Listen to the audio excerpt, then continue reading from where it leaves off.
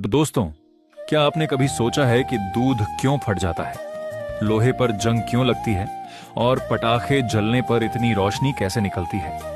इन सभी घटनाओं के पीछे छिपा है विज्ञान का एक बेहद महत्वपूर्ण अध्याय, रासायनिक अभिक्रियाएं एवं समीकरण। दोस्तों, आज इस पूरे अध्याय को आसान भाषा में समझेंगे ताकि बोर्ड परीक्षा में कोई भी प्रश्न छूटे नहीं।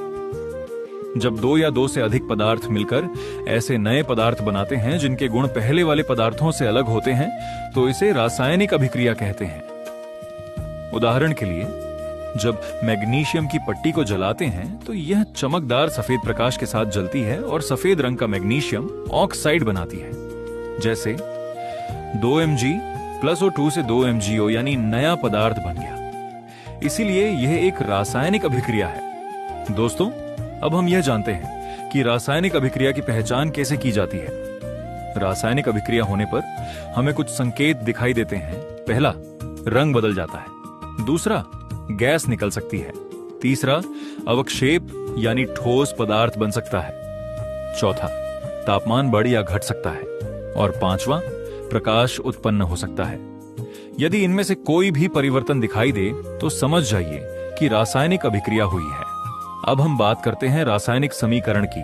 रासायनिक समीकरण, रासायनिक अभिक्रिया को संकेतों और सूत्रों द्वारा लिखना रासायनिक समीकरण कहलाता है।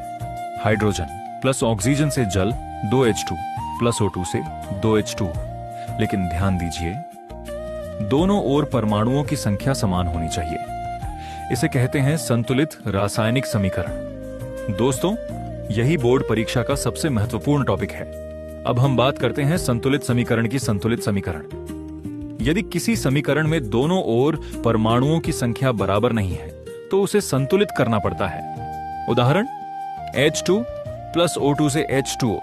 यह गलत है। सही उत्तर होगा 2H2 + O2 से 2H2O। याद रखिए, सूत्र कभी नहीं बदलते, केवल गुणांक बदले जाते हैं। रासायनिक अभिक्रियाओं के प्रकार एक, संयोजन अभिक्रिया। जब दो पदार्थ मिलकर केवल एक नया पदार्थ बनाते हैं तो इसे संयोजन अभिक्रिया कहते हैं। जैसे CaO + H2, O से Ca खुला कोष्ठक OH बंद कोष्ठक 2,2। अपघटन अभिक्रिया, जब एक पदार्थ टूटकर दो या दो से अधिक पदार्थों में बदल जाता है तो उसे अपघटन अभिक्रिया कहते हैं। जैसे CaCO 3 से CaO + CO2 3। विस्थापन अभिक्रिया, वह रासायनिक अभिक्रिया जिसमें अधिक अभिक्रियाशील तत्व कम अभिक्रियाशील तत्व को उसके यौगिक से बाहर निकाल देता है। जैसे Zn+C USO4 से ZnSO4 + Cu4। द्विविस्थापन अभिक्रिया, वह अभिक्रिया जिसमें दोनों यौगिक अपने आयनों का आदान प्रदान करते हैं। जैसे Na2SO4 + BaCl2 से BaSO4 + 2 NaCl5। ऑक्सीकरण एवं अपचयन, ऑक्सीकरण उपचयन, वह रासायनिक अभिक्रिया जिसमें ऑक्सीजन जुड़ता है ऑक्सीकरण अभिक्रिया कहलाती है। अपचयन, वह रासायनिक अभिक्रिया जिसमें ऑक्सीजन की हानि होती है अपचयन अभिक्रिया कहलाती है। रेडॉक्स अभिक्रिया, वह रासायनिक अभिक्रिया जिसमें उपचयन व अपचयन अभिक्रिया साथ हो तो उसे रेडॉक्स अभिक्रिया कहते हैं।